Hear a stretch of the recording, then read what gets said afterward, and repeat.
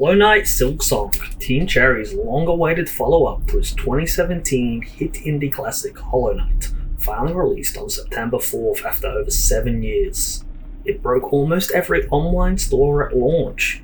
Silksong puts Hornet, once rival of the Knight, into the spotlight, but after waiting for so long, the big question is, was it worth the wait?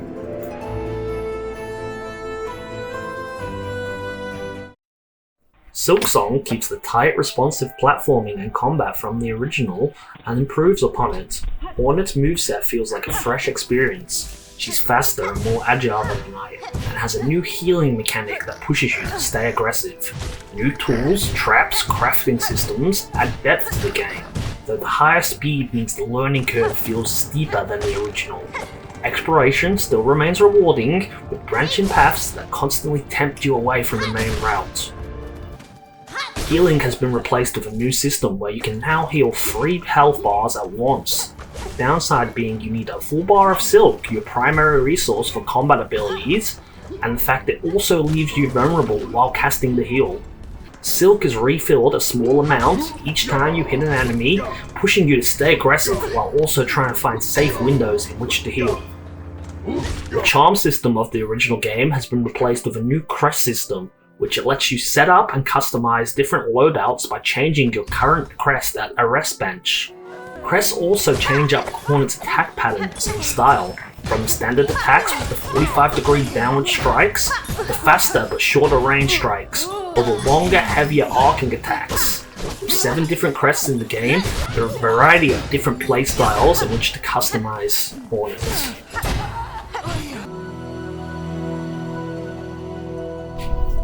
The story of Silksong follows Hornet, the prince's protector from Hollow Knight who is captured and taken away from Hallownest to a new kingdom called Farloon.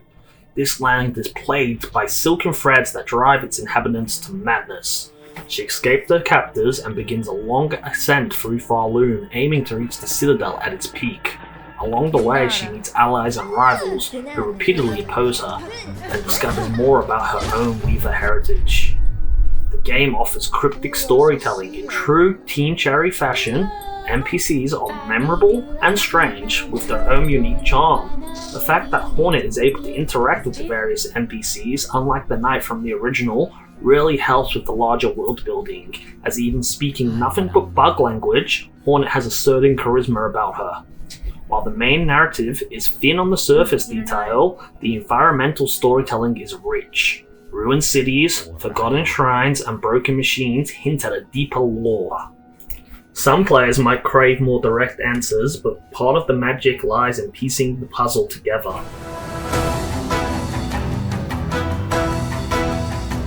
I played the Switch 2 version of Silksong, and visually it was stunning.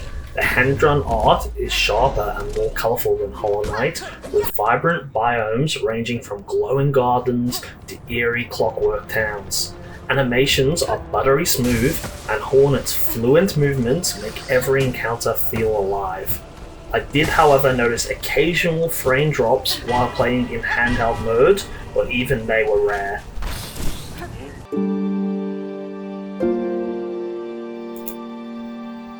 With a haunting and beautiful soundtrack that gives the world a tragic yet hopeful tone, enemy sound cues that remain distinct and helpful in combat, while the ambient sound design pulls you into every caravan and temple, and some of the boss soundtracks that were simply amazing.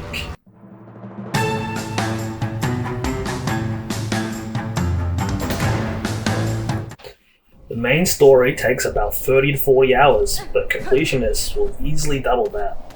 Optional bosses and hidden areas add plenty of replay value. The difficulty remains tough, but still fair, appealing to fans of precision platformers. Though it may feel punishing to newcomers, for the asking price of just $30, the amount of content is very generous.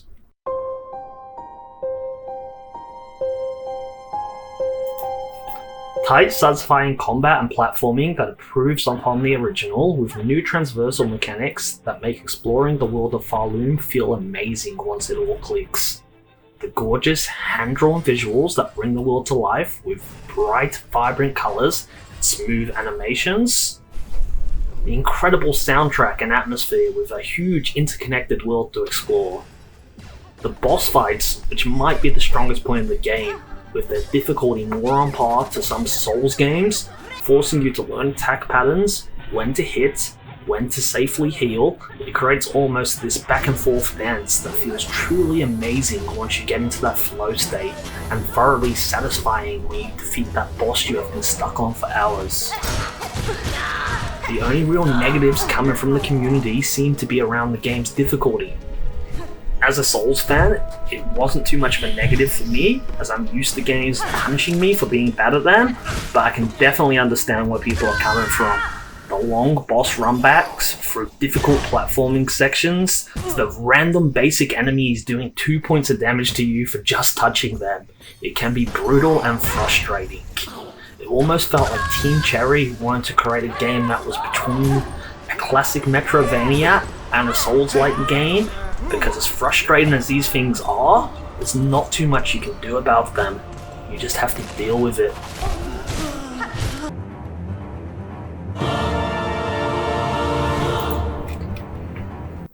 Overall, Silksong somehow delivers on its impossible hype with refined gameplay, stunning presentation, and hours of challenging exploration. And definitely worth the 7-year wait. While it's not friendly to newcomers, fans of the genre will find one of the best Metroidvanias ever made. I would give this game a score of 9 out of 10. A must-play not just for Hollow Knight fans and platformer veterans, but for its price tag, I'd encourage all players to pick this game up and at least give it a try.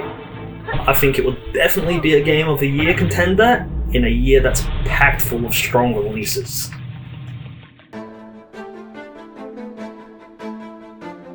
Thanks for watching. This was my first review video, or my first ever video actually. It's probably a bit janky. Basically, just wanted to practice video editing, just something to do as a hobby really. So yeah, I plan on creating more videos soon, and hopefully I will get better at it.